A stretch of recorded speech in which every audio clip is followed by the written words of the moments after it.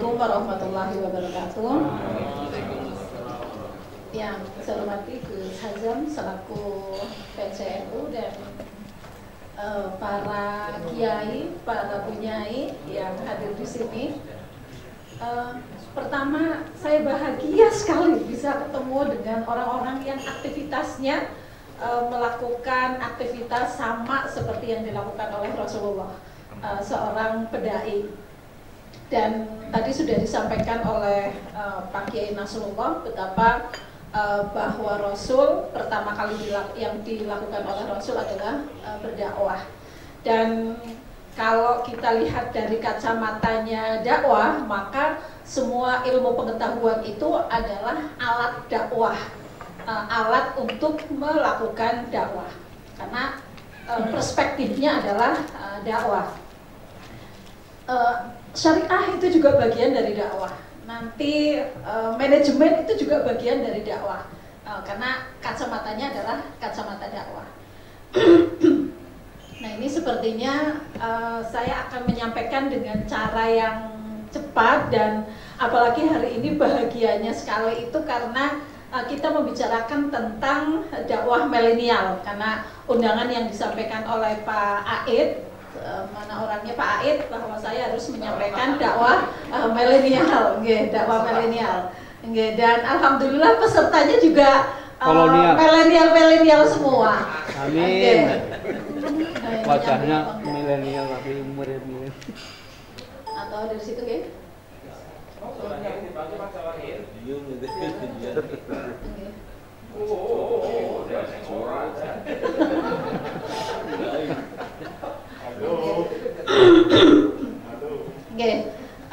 Nanti kita bicara akan alurnya seperti ini, tapi ini dulu bahwa kita akan bicara soal dakwah milenial.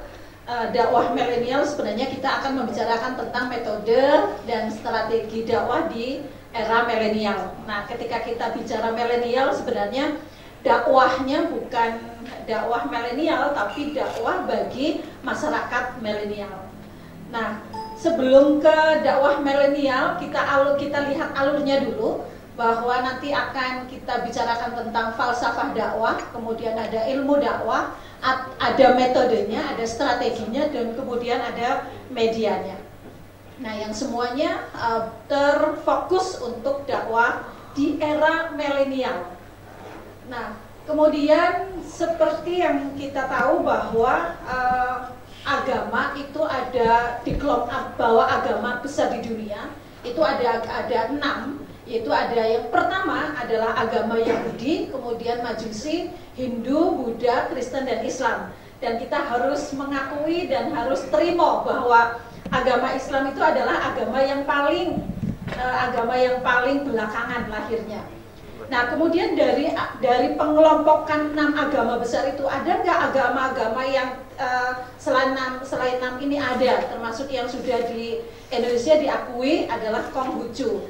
Tapi kemudian agama yang dianggap besar adalah 6 agama besar ini yang kemudian dikelompokkan menjadi 2. Yang pertama adalah agama dakwah, yaitu Hindu, Kristen, dan Islam. Dan kemudian yang bukan agama dakwah itu yang mana? Yang bukan agama dakwah itu adalah termasuk adalah agama Yahudi, Majusi, dan agama Hindu. agama Buddha.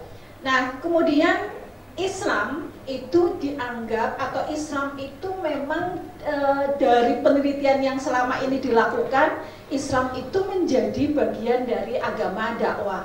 Nah, agama dakwah itu agama apa? Agama yang memiliki kepentingan menyebarkan kebenaran, menyebarkan ajarannya kepada orang lain, kepada pihak-pihak lain, atau tadi yang disampaikan oleh Ketua MUI, di sana ada non-Muslim. Nah, menyampaikan kebenaran, mengenalkan agama, mengenalkan ajaran agama Islam kepada non-Muslim. Nah, seperti yang sudah dilakukan oleh para pendiri, oleh para penggagasnya. Nah, ini adalah perintah berdakwah. Tentu teman-teman sudah sangat paham soal perintah dakwah ini, karena teman-teman sudah sangat berkecimpung di aktivitas dakwah ini. Ini surat Ali Imran yang tadi sudah disampaikan oleh Ketua MUI. Kemudian kita melihat bahwa aktivitas dakwah itu ada 3 tahapan. Yang pertama adalah bahwa aktivitas dakwah sebagai aktivitas konvensional. Artinya bahwa dakwah itu adalah sebuah kewajiban, maka setiap muslim harus melakukan dakwah, harus melakukan ajakan, harus setiap gerak nafasnya itu harus mengajak orang lain untuk ke jalan Tuhan, untuk ke jalan Allah. Tetapi belum pada tahap awal ini memang belum ada penelitian, belum dikonsep dengan sistematis. Nah, maka tahap yang awal ini adalah dinamakan dengan tahap konvensional. Kemudian tahap yang kedua adalah tahap yang sudah sistematis. Artinya apa? Artinya aktivitas dakwah sudah dilakukan dengan cara yang sistematis. Dan tetapi belum ada produk-produk ilmiah. Nah, kemudian tahap yang ketiga itu adalah tahap ilmiah, di mana dakwah sudah dibicarakan, khusus dakwah, artinya membicarakan tentang dakwah, bagaimana dakwah, kemudian siapa mad'unya, siapa pelakunya, metodenya seperti apa. Kemudian ketika hari ini zamannya zaman milenial, maka dakwahnya harus seperti apa, metodenya seperti apa.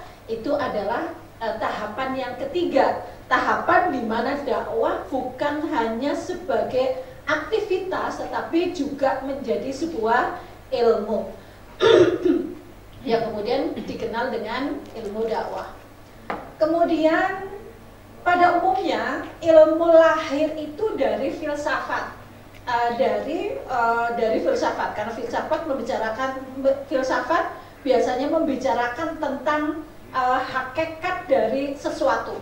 Nah, kalau di dalam dakwah maka membicarakan tentang hakikat dakwah. Hakikat dakwah itu dibicarakan dalam falsafah dakwah. Tetapi untuk khusus falsafah dakwah atau filsafat dakwah dibicarakan setelah adanya ilmu dakwah. Nah, dakwah secara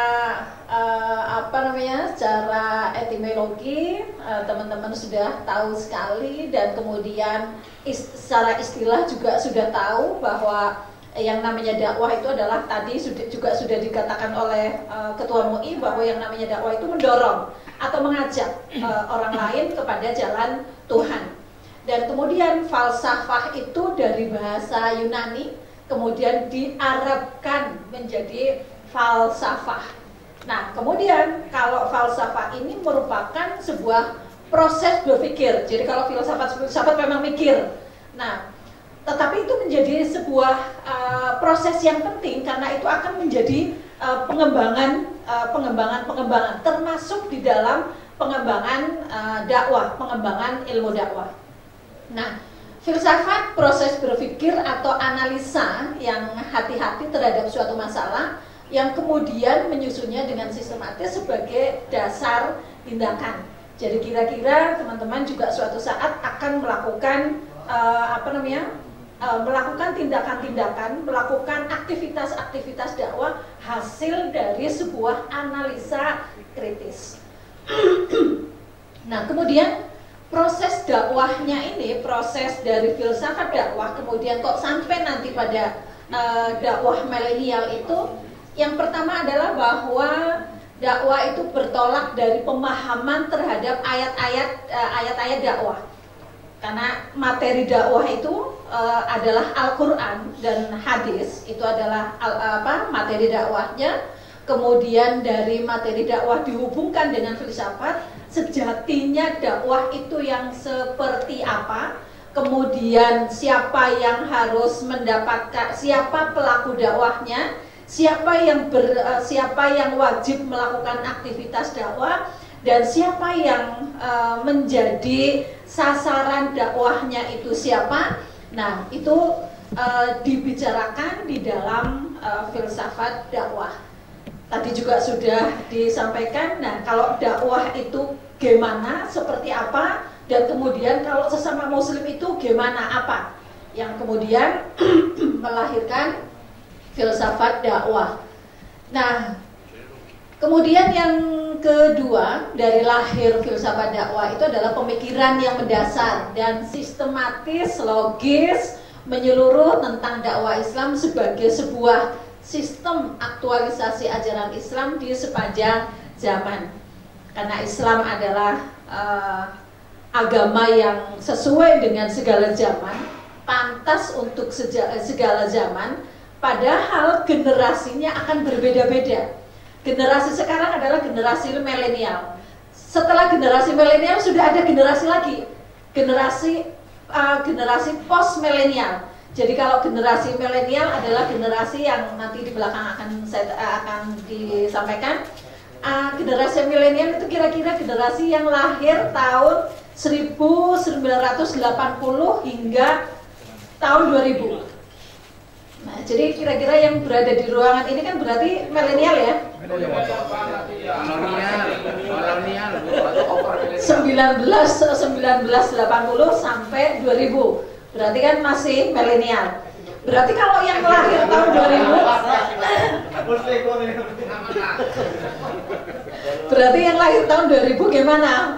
Apakah milenial? Nah, itu adalah generasi setelah milenial yang kemudian dikenal dengan generasi Z. Kalau milenial itu generasi Y. Kalau sebelum milenial yang lahir 65 sampai tahun 1979, kayaknya ini nggak ada ya. Itu adalah generasi X. Dan kayaknya beda. Lihat aja caranya mereka ketika ngobrol, apa yang diobrolin. Kemudian satu, ketika memasang atau ketika menyalakan musik, nah itu udah beda. Nah, kalau musiknya musik Obi Mesah gitu ya, berarti generasinya apa ini? Generasi X atau generasi X ya. Nah, kalau yang Dewa 19, berarti generasi generasi Y ya, generasi Y. Kalau yang musiknya adalah musik BTS gitu ya, wah itu generasi post gitu ya, generasi Z. Nah, kemudian kalau saya mau ngomong tapi kok tersinggung ini, sampai malam ya. Nah, kalau tulisnya masih pakai buku, nah itu makanya saya protes tadi ketika dikasih buku sama Pak Ait. Nulisnya aja pakai HP, dikasihnya buku, harusnya dikasih HP.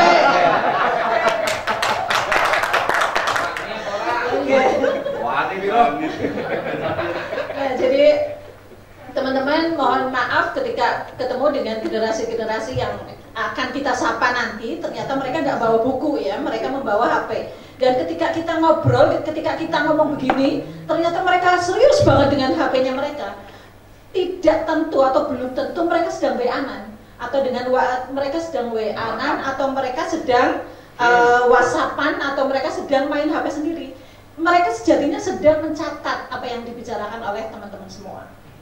Karena mereka sudah bukan buku, mereka sudah tidak menggunakan buku lagi, tapi mereka sudah menggunakan sudah menggunakan HP. Sehingga kalau teman-teman HP-nya, saya lihat sekarang nggak ada HP yang buruk ya. Nah, di dalamnya itu pasti ada Word, ada PPT, yang kemudian teman-teman milenial itu nulisnya sudah menggunakan HP. Termasuk tadi Ketua MUI sudah tidak membawa buku lagi, tapi sudah semua catatan itu ada di HP. Nah, ini akan sangat menjadi pertimbangan bagi teman-teman ketika menyampaikan materi dakwahnya, menyampaikan materinya, kemudian membuat strategi dakwahnya, metodenya, ya bisa dilihat bahwa mereka itu memang generasi smartphone gitu. Nah, kemudian dari falsafah dakwah itu kemudian menghasilkan pemikiran-pemikiran tentang metode, kemudian strategi, dan kemudian yang berimplikasi kepada bagaimana kita mensikapi dakwah di era milenial, dan eranya adalah era digital. Nah, era digital itu artinya adalah jari-jari. Jadi teman-teman milenial itu adalah teman-teman yang kalau nulis di buku itu sudah malas, kesel, merasa kalau suruh nulis di buku rasanya udah kesel. Nulisnya banyak gitu, karena mereka sudah ngetik, mereka sudah terbiasa ngetik. Kemudian teman-teman, ini hanya sekedar ini saja. Ini ada tujuan dakwah. Tujuan dakwah secara umum adalah mengajak umat untuk bisa bahagia hidup di dunia maupun di akhirat. Kemudian dakwah secara individu itu adalah mengubah paradigma berpikir seseorang tentang arti pentingnya hidup yang sesungguhnya. Hidup yang berarti itu yang seperti apa. Kemudian yang kedua, menginternalisasikan ajaran Islam dalam kehidupan sehari-hari. Itu yang membuat ketangguhan seseorang itu adalah ketika mereka menginternalisasikan kehidupan agama dalam kehidupan sehari-hari. Jadi artinya kalau di dalam psikologi itu ada yang namanya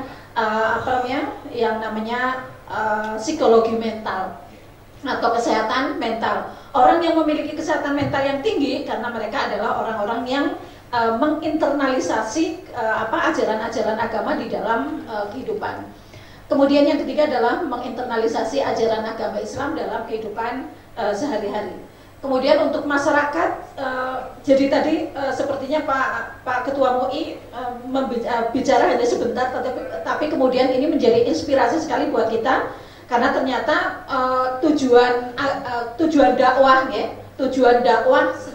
untuk masyarakat umum itu adalah salah satunya adalah meningkatkan persaudaraan antara Muslim dan non-Muslim.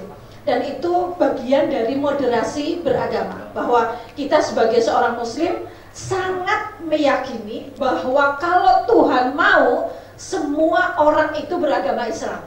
Tetapi ternyata tidak semua orang beragama Islam. Itu bagian dari bahwa Allah memberikan kita sebuah jalan, akal, potensi yang ada pada diri kita untuk membuat dunia ini tentram, tenang dengan berbagai macam agama.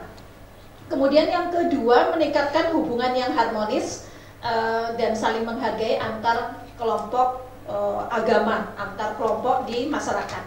Dan kita tahu bahwa di dalam Kabupaten Cilacap kelompok-kelompok agama, apalagi kelompok agama yang non-Muslim dan yang Muslim, yang kelompok Muslim saja itu jumlahnya sudah sangat-sangat banyak. Nah, kita dengan tujuan dakwah ini adalah tidak untuk saling menyalahkan, tetapi bagaimana untuk bisa membuat dunia ini menjadi baldatun thayyibatun wa rabbun ghafur. Kemudian penguatan struktur sosial dengan menginternalisasikan ajaran-ajaran Islam, kemudian membangun kepedulian dan tanggung jawab sosial dengan membangun kesejahteraan umat. Ini yang kemudian yang terakhir ini, akhir-akhir ini sering kita lihat dengan muncul dakwah bilhal.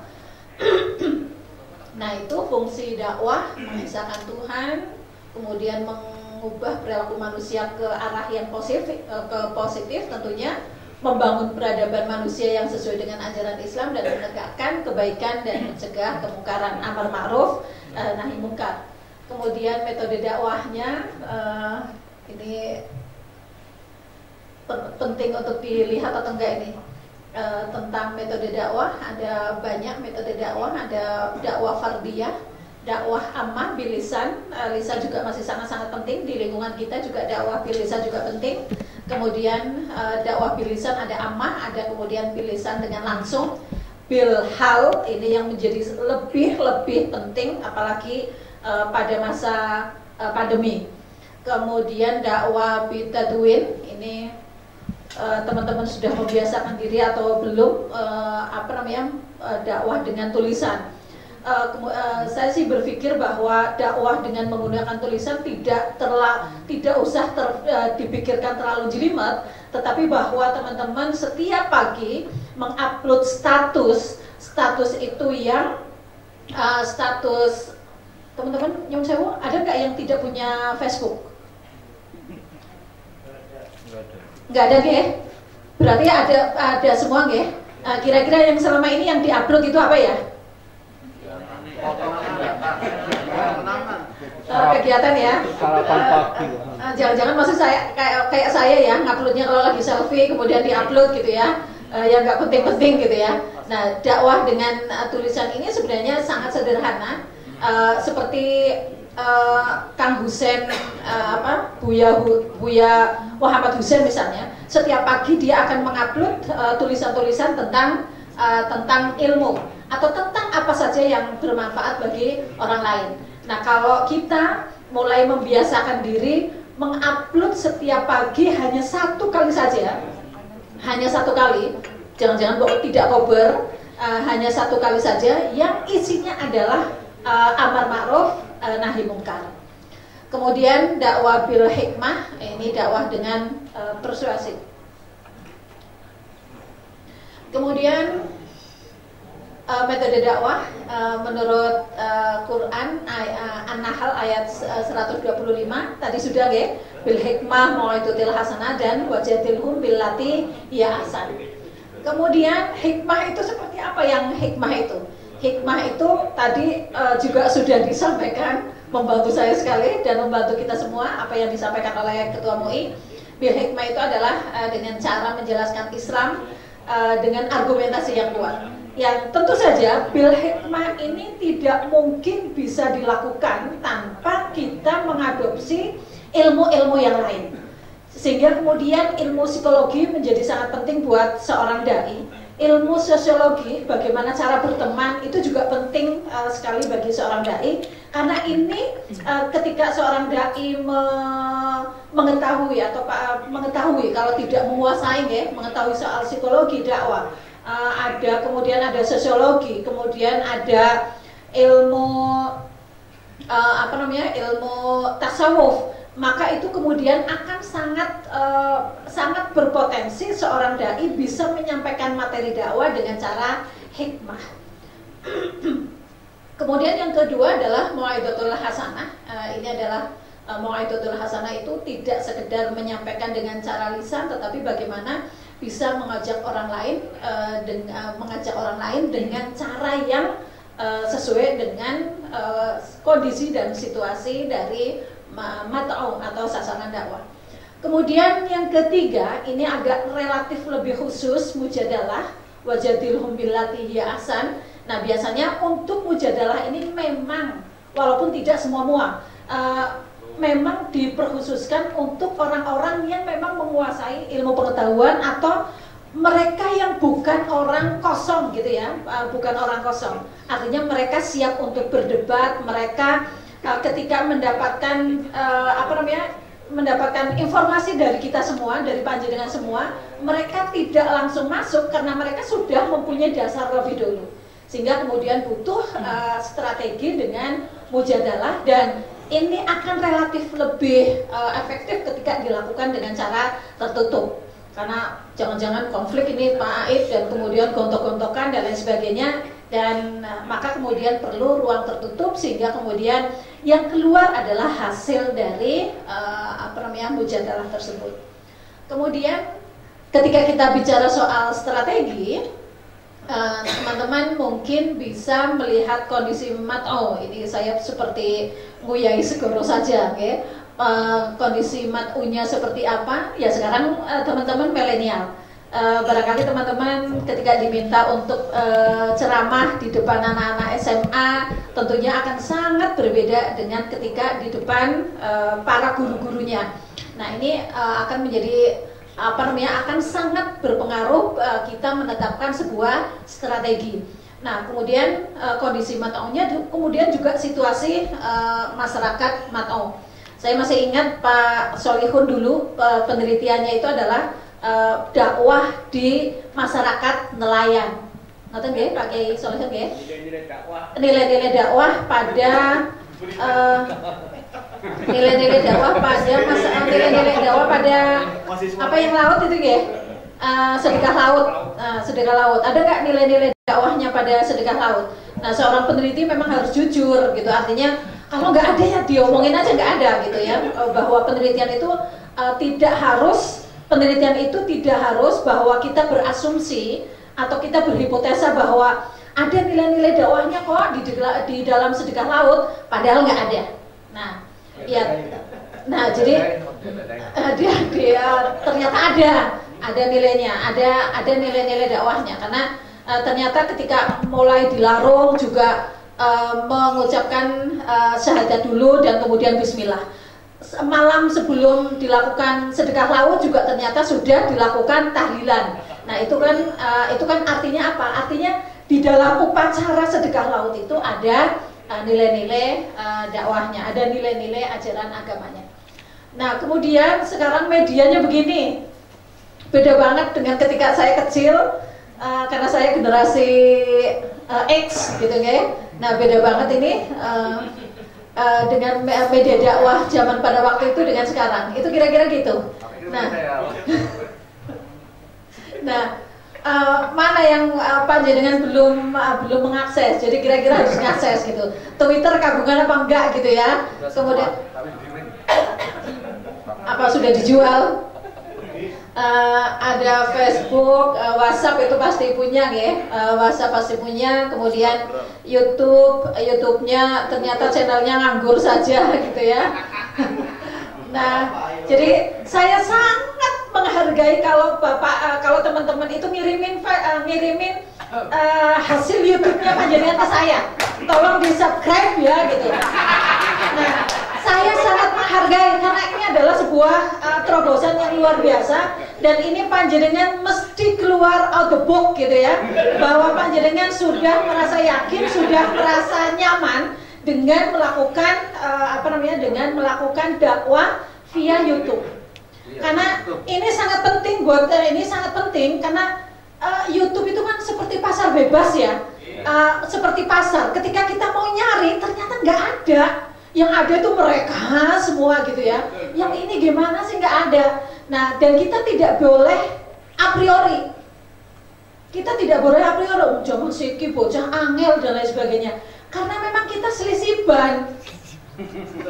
Kita tuh kita menggunakan medianya apa, sementara Matau itu menggunakan medianya itu apa. Nah, kalau medianya sudah tidak ketemu, ya akan selisih ban. Nah, kemudian kita akan apa lagi? Bocah siki itu angel diomongi. Bocah siki itu ceklane HP semua. Nah, kalau ceklane HP kan justru kita menjadi sangat tahu kalau kayak gitu ya dengan menggunakan sama-sama HP juga. Jadi jangan khawatir kalau teman-teman nanti ngirimin YouTube ke saya, jangan lupa ya like and subscribe itu kemudian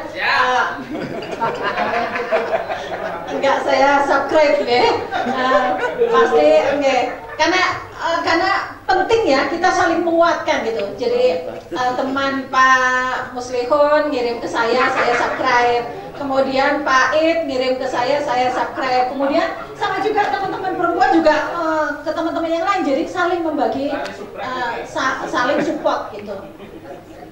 Karena ini adalah media yang pasti digunakan oleh para milenial. Ini dakwah milenial itu dakwah yang seperti apa? Milenial itu yang seperti apa itu milenial? Yang pertama adalah generasi milenial itu adalah mereka yang dilahirkan antara tahun 1980 sampai tahun 2000 lah kira-kira ya.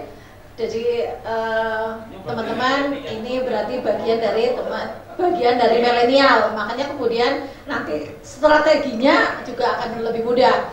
Kemudian ada yang lahir di atas tahun 2000. Nah, mereka itu adalah yang kemudian dikenal dengan generasi Z. Dan yang kira-kira yang sekarang baru kuliahan atau yang sekarang SMP, SMA itu adalah generasi Z. Nah, kemudian kalau generasi Z ini kemudian kita melakukan metodenya itu adalah metode yang diterapkan buat saya tentunya nggak nyambung, selisih ban. Nah, makanya kemudian ketika mereka nggak nyambung, yang nggak selisih ban, berarti yang keliru adalah para pelaku dakwahnya. Nah, jadi kira-kira, jadi kalau dakwahnya di tempat mereka udah kasih aja film misalnya, kasih saja ini dulu sebagai pemanasan misalnya, teman-teman bikin YouTube 10 menit dulu, nah silakan dulu, kemudian baru ngupas misalnya, itu adalah untuk yang teman-teman, untuk yang generasi milenial dan terutama adalah generasi Z. Kemudian ciri-ciri generasi milenial ini, ciri-cirinya ini generasi yang memang lahir sudah pada teknologi informasi. Jadi mereka itu udah kreatif. Kemudian jadi kalau panjenengan punya adik atau sudah punya anak ya, sudah punya adik atau anaknya remaja, mereka nggak minta untuk Bu kerita, nggak minta mereka kerita. Kenapa? Mereka di rumah di kamar terus dan paketan datang terus. Nah, kenapa? Karena mereka belanjanya adalah online. Begitu ya. Nah, teman-teman ini juga sudah belanjanya online. Kesel teman datang Cilacap, datang buang-buang waktu dan lain sebagainya. Itu mereka. Dan kemudian informatif juga dan kemudian produktif. Dan HP-nya mereka, smartphone-nya mereka itu juga sudah tidak hanya sebagai alat komunikasi, tapi sudah menjadi alat produksi. Kalau teman-teman teman-teman juga saya berharap kok teman-teman HP-nya panjenengan itu juga menjadi alat produksi. Wong sekarang wartawan, dosen di tempat saya itu dosen komunikasi penyiaran. Itu salah satunya adalah wartawan Kompas TV. Wartawan Kompas TV itu ketika mereka merekam ketika mereka peliputan, mereka tidak menggunakan kamera yang gede-gede itu, bukan. Mereka menggunakan HP dan tripod untuk meliput berita, dan berita mereka tayang di Kompas TV. Artinya apa? Artinya HP-nya panjenengan itu adalah sudah sangat layak sebagai alat produksi, termasuk alat produksi untuk dakwah. Nah, jadi termasuk generasi sekarang juga generasi yang sudah menggunakan HP-nya itu adalah sebagai alat produksi. Kemudian, nah potretnya tuh begini. Jadi aktivitas para milenial itu begitu, HP semua, kalau nggak HP itu laptop. Di mana saja mereka berada, yang dipegang itu HP, smartphone ataupun laptop. Nah, itu adalah para aktivitas milenial.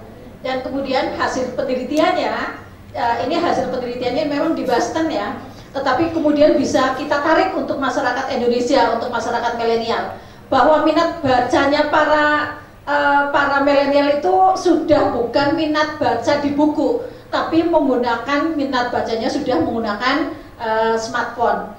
Kemudian milenial hampir semuanya menggunakan akun sosial media, sehingga sejatinya ketika panjenengan melakukan komunikasi, melakukan pengajian misalnya, kok dengan YouTube relatif juga banyak dilihat. NU juga sudah melakukan gitu Gus Hazam.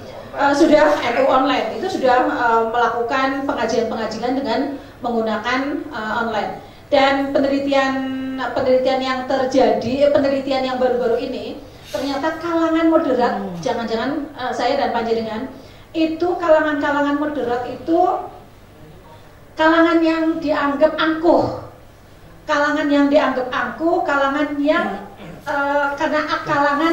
tidak mudah dijangkau oleh masyarakat umum.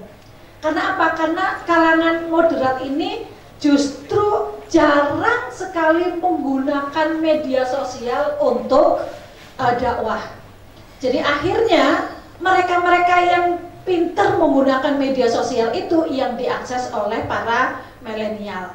Jadi mohon maaf tentu saja para milenial ini ketika ternyata tidak menyapa panjenengan, ketika tidak kenal panjenengan, yaitu tadi yang saya katakan selisih ban itu, karena medianya sudah berbeda. Nah, kemudian milenial pasti lebih memilih ponsel daripada televisi. Jadi putra putri panjenengan kayaknya di rumah sudah jarang nonton televisi. Tapi yang pasti minta kuota setiap bulan. Gitu ya, kuota terus gitu ya, TV-nya nggak ditonton karena nggak nonton TV. Ibu-ibu ada yang nonton TV? Kali-kali kata nonton TV kalau sekarang TV-nya udah lewat juga nggak masalah. Kenapa? Karena bisa lihat juga di YouTube. Nah, jadi artinya TV itu udah media mainstream yang sudah relatif mulai banyak ditinggalkan oleh kalangan milenial dan kalangan Z. Dan kemudian memang kalangan milenial ini menjadikan keluarga sebagai pusat pertimbangan dan pengambilan keputusan. Ini yang memang harus diusahakan. Dan kemudian gimana kemudian kita akan menggunakan materi, metode dan media yang dekat dan dijangkau oleh mereka untuk menjangkau mereka kalangan milenial dan kalangan Z. Nah, ini kira-kira begini, milenial menjadi generasi yang dengan kita mendekati mereka dengan materi, metode yang tepat, metode yang tepat dan media yang digunakan oleh kalangan milenial, oleh kalangan generasi Z, maka kemudian kita bisa berkontribusi pada mereka menjadi generasi yang bertakwa dan tangguh di masa yang akan datang. Begitu, matur nuwun. Assalamualaikum warahmatullahi wabarakatuh.